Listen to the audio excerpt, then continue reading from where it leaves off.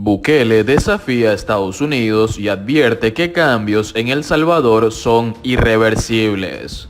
Nayib Bukele, presidente de El Salvador, rechazó el llamado de Ricardo Zúñiga de restituir a los magistrados de la Sala de lo Constitucional de la Corte Suprema y al fiscal general Raúl Melara.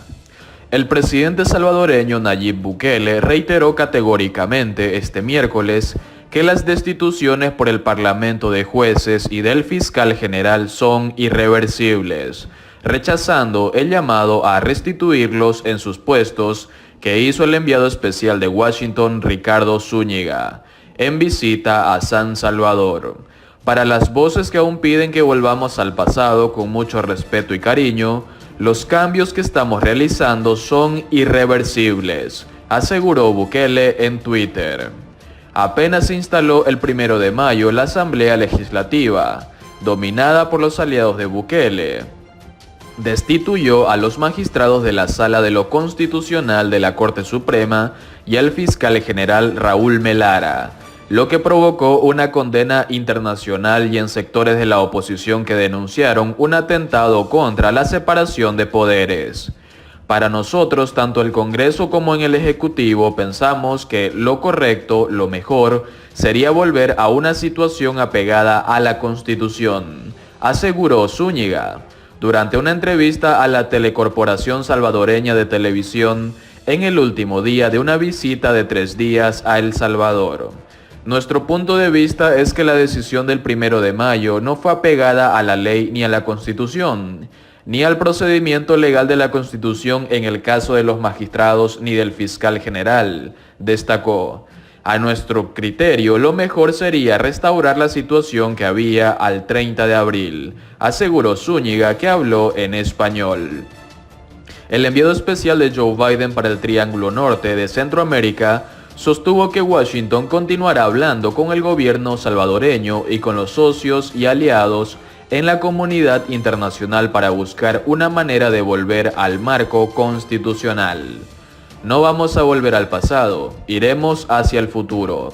Quisiéramos que nos acompañaran, pero si no lo desean, los comprendemos. Bendiciones, puntualizó Bukele. Diferencias con Bukele. Bukele, un millennial de 39 años que asumió el poder en 2019, ha capitalizado el descontento ciudadano contra los partidos tradicionales que gobernaron el país desde el fin de la guerra civil en 1992. Sus decisiones son ampliamente celebradas en redes sociales, mientras que en las calles las manifestaciones en contra son minoritarias. Apoyado con una mayoría en el Parlamento, su partido Nuevas Ideas y su aliado Gana abarcan ambos 61 de los 84 escaños. El mandatario también eliminó los beneficios tributarios de los que gozaban desde 1950 los diarios, en su mayoría críticos del poder. El mandatario, que dice estar limpiando la casa, ha defendido las destituciones de jueces y del fiscal, señalando que no son de incumbencia de la comunidad internacional. La venganza de Trump y su estrategia de control total del Partido Republicano. Las críticas a los infundios del expresidente sobre el fraude electoral que se habría cometido en su contra en 2020 le costaron su puesto en el liderazgo republicano a Liz Cheney. Un mensaje para el resto del partido. Apartado en Mar-a-Lago, fuera de las redes sociales y con contadas apariciones en medios de comunicación, el expresidente Donald Trump ve cómo se afianza su control del Partido Republicano, con una estrategia impulsada con una gran dosis de revancha contra quienes no respaldan los infundios del inexistente fraude en las elecciones del 2020, del que insiste en hablar. La defenestración de la que fue víctima la representante Liz Cheney este miércoles, cuando en una rápida votación fue despojada de su posición como número 3 de la bancada republicana en la Cámara de Representantes, muestra la revancha del expresidente en acción. Cheney ha condenado a Trump por su insistencia en la teoría del fraude electoral y haber incitado a la rebelión a sus simpatizantes que asaltaron el Capitolio el 6 de enero y que dejó 5 muertos.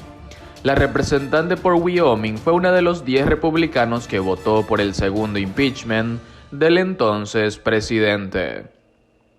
Y cuando en las últimas semanas el residente del famoso resort de West Palm Beach volvió por fueros, en comunicados dignos de Twitter enviados vía correo electrónico por Super PAC Safe America, Cheney le ha salido al paso denunciándolo como un peligro para la institucionalidad estadounidense.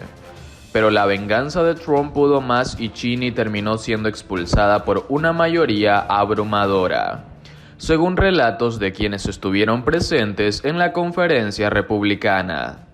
Menos de 4 meses después de que logró sobrevivir con comodidad a una moción similar, se desinfló el rechazo. En los días inmediatos al asalto al Capitolio, muchos republicanos impactados por las tensiones recién vividas condenaron a Trump por su responsabilidad en los eventos de aquel día, cuando arengó desde las afueras de la Casa Blanca a sus simpatizantes a marchar hasta el edificio del Congreso, que en ese momento cumplía la formalidad de registrar el voto del colegio electoral que dio el triunfo a Joe Biden. Algunas condenas eran más directas o fuertes que otras, pero en general había el consenso de que el tono y la oportunidad del discurso del mandatario no habían ayudado a calmar las cosas. El líder de los republicanos en la Cámara Baja, Kevin McCarthy, tuvo una conversación telefónica que terminó en gritos cuando le pidió a Trump que pidiera a sus seguidores que se retiraran del edificio. ¿Con quién demonios cree que está hablando?, le gritó McCarthy al presidente, según dijo un legislador republicano familiarizado con la llamada. El presidente tiene responsabilidad en el ataque del miércoles contra el Congreso por parte de hordas.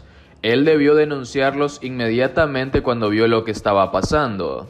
Esos hechos requieren una acción inmediata del presidente Trump, dijo McCarthy el 11 de enero en el pleno de la Cámara, cuando sin embargo expresó su imposición al impeachment del presidente por lo ocurrido.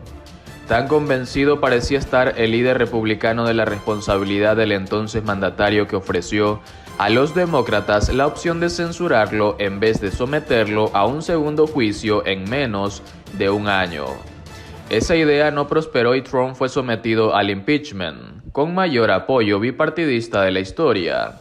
Su posterior juicio político en el Senado no llegó a los 2/3 necesarios para la condena, pero 7 republicanos votaron en su contra. También otra cifra histórica.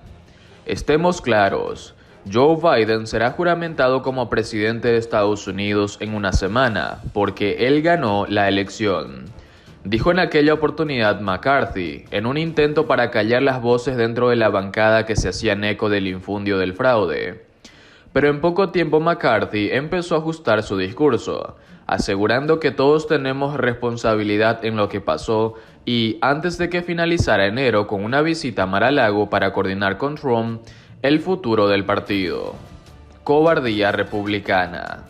Por esos mismos días Cheney pedía a los republicanos no debemos abrazar las ideas del anterior presidente en una entrevista con Fox News. Es claro que su recomendación no surtió efecto y los republicanos han ido consagrando a Trump como el líder del partido, un candidato aunque perdedor que logró obtener 74 millones de votos, 47% del total, y cuenta con un seguimiento casi religioso entre sus simpatizantes. Es un factor de poder que no es conveniente ignorar. Además, una directiva dividida sería pésimo en la estrategia de un partido que aspira a recuperar la mayoría en el Congreso en las próximas elecciones.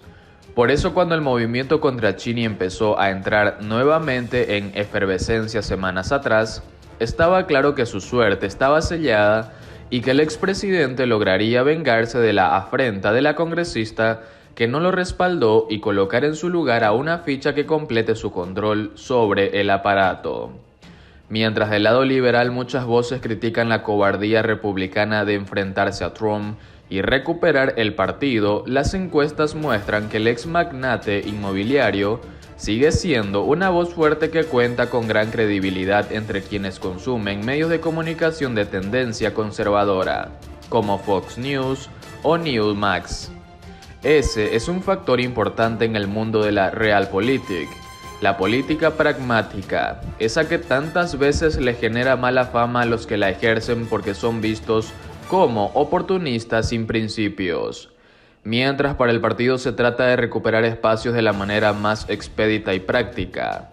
Para el expresidente Trump, convencido de que fue víctima de un fraude y quien podría beneficiarse de un GOP solidificado y en una racha vencedora para 2024, tiene el añadido de que estos reacomodos le permiten una venganza ejemplificante contra quienes le critican.